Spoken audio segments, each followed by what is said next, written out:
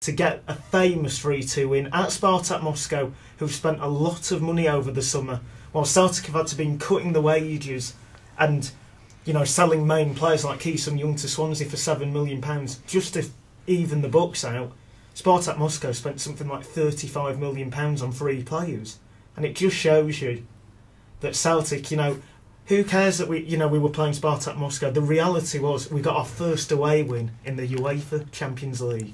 Of course, also the fact that Spartak were down to 10 men after going 2-1 up. But I've got to say this: they did go down to 10 men, but it was a red card. The player afterwards apologised to his coach. So I think if Spartak Moscow didn't think it was a red card, to be honest, I think all the players would have walked off. Yeah. That's what Spartak Moscow have done in the past. That happens quite a lot in Russian football as well. I'd say my highlight of the well, Jack, actually, I was going to just get to that. So, Jack, what was your highlight of the week? Well, my highlight of the week, it's coming up. It's Thursday, Newcastle Bordeaux. I think we'll get a good. No, we mean highlight what happened. Last week. Probably the Ryder Cup win, to be honest. Wow, that's nice and original. What? Well, I've never really had a lot of interest in golf before this year. But, right, first time I ever watched the Ryder Cup, thought, what a sport, what an enthralling contest. Really? And the week before, I'd interviewed Darren Gray. I think we should mention disabled golf as well. Okay. Because the week before, not only did we win the Ryder Cup, we also won the Fight Master Cup, which is like the one-armed man version. We won that 20.5 points to 7.5.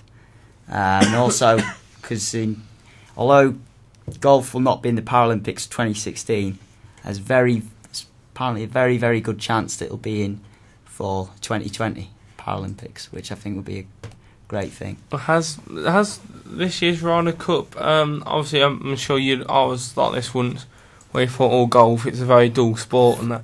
Has this changed your opinion on golf? Yeah, it has, because and it's kind of the same thing I had about cricket. I used to think cricket was very boring, and then I started watching that in the 4th test of the Ashes. I thought, wow, this is really quite. It's not just a boring sport which just goes on and on and on and nothing really happens. It's enthralling. It's an art. Is golf and cricket.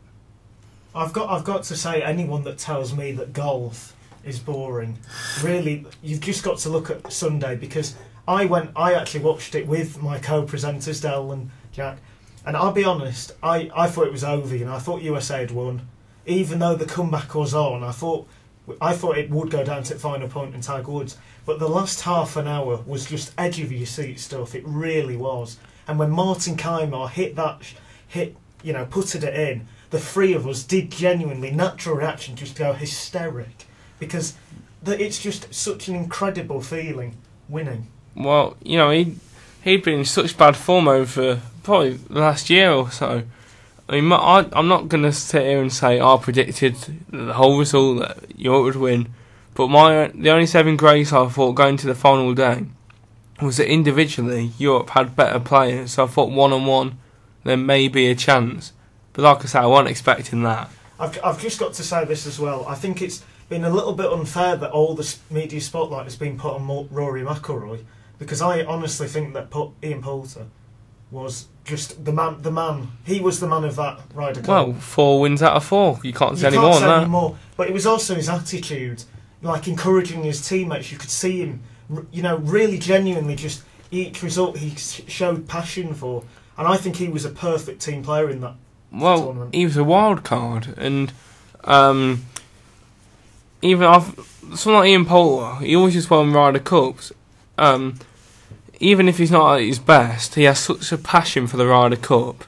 If you wanted to know about anyone's passion for the Ryder Cup, you'd look at Ian Poulter. How much it meant to him when he got the wins. And I think that's the kind of people you need when in a team sport. I think they've got a good case for Team Ryder Cup to get the best team in Sports Personality of the Year. Well, and I reckon that Ian Poulter he'll definitely get nominated. He's certainly a case to get in like the top 5. Maybe even be a dark horse for winning it. Well, the next podcast, actually, we're going to go through who we think will be the 10 that get into the Sports Personality of the Year. Yeah, that sounds a good idea. Okay. Oh God. Well, talking of good ideas. Right. Well, I'm really sorry for this because 15 minutes in, you know what? It's been going well. We've had a nice bit of banter, nice chat. But I really have to apologise for this because I tried to get a super injunction out. Now, I've mentioned it now, so it'd just be an injunction. But anyway, I tried to make this guy not do these jokes. But, ladies and gentlemen, it's Dale Harris with Joke of the Week. Sponsored by sportingviewpoint.co.uk. And Dale Harris Blogspot. So, Dale, what's your joke today then? Well, obviously, during the summer, I was looking for like a part-time job, and I thought, there was this. Well, I didn't get one for the most part of the summer, but then it's like, Is this a joke? well, you wait for it. Okay. Have to build a suspense. Tell the truth, so fast. Well, anyway, this person who works at the train station, the train station actually comes up to me and says, "Hello, sir. Would you like a job?" I was like, "Oh, when is it?" He said, "October," and I knew I'd be back at uni by that point. So I said, "No, sorry, I don't want to get sidetracked." Wow, that was cool. Wow, no doubt. Do you know what the worst thing is? Yeah, you're the only one laughing. He's always the only one laughing. No, that was. Yeah, but you can't hear the people Even listening to the pigeons. programme. Even pigeons have stopped flying past. That was awful. That was actually awful. Well, I'm just going to quickly move on to the announcement, and this could be my shout. Paul Groves has left Bournemouth. Now, I wrote a little blog saying that I thought Harry Redknapp would return as Bournemouth manager. So let's see if that happens. Well, it's funny how they always, like Avram Grant with Portsmouth, they always deny it. They always say, no, he's coming in as director of football, nothing else. Well, it happened with Kenny Dalglish as well at Liverpool, didn't it? Yeah, and not long afterwards, they get to know the players, and then slowly but surely the manager's foot goes, and then all the players say, well, we know him, he's already at the club.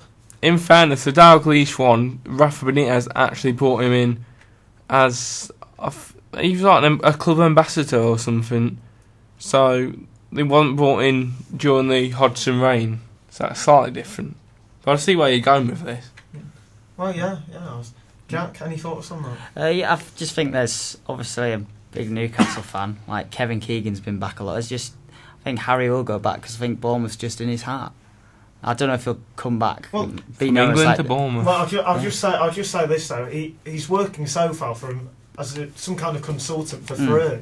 So it does show you I think he lives about 10 minutes away. Yeah, he lives in Southampton, doesn't he? He lives about 10 minutes away from the ground, so it would be the ideal fit. And interestingly, Paul Jewell, the Ipswich manager, said he rang he got a call from Harry Redknapp a few weeks ago and asked, "Are you interested in my job?" And Harry Redknapp said, "No, because I've already got something else lined up." So was it the Bournemouth job? Because they've been on a bit of poor forms really since the start of the season. Or I'm just going to throw something out there. This may be completely wrong, but Birmingham had a bit of a shaky start. Is it the Birmingham job? Well, I wouldn't have thought so. I did say I'm just going to throw it Not out with there. the owners. Current owners. You can't really blame Lee Clark. No. Because he's had no money. Well, no, he actually has had a bit of money because they got Darren Ambrose in. But they've had to sell everyone practically. Right, well, I know you two were a bit iffy about talking about this earlier, but I think with the programme coming on tonight, it needs to be mentioned. The Jimmy Savile documentary, or was it a documentary? Well, The other side of Savile. Well, I'll just say this first of all. I met Jimmy Savile about 6 or 7 years ago because I walk around Round A Park. I was involved in like a fun run. And Jimmy Savile was the one who, held the ribbon for us all to, cross. And he seemed just a really nice guy. He was, afterwards he came up to me and was like, "Oh, are you all right, kid?" I was like, "Yeah." He said it to everyone. And it really has just shocked me. This, Well, I suppose so far they are allegations, Yeah. aren't they?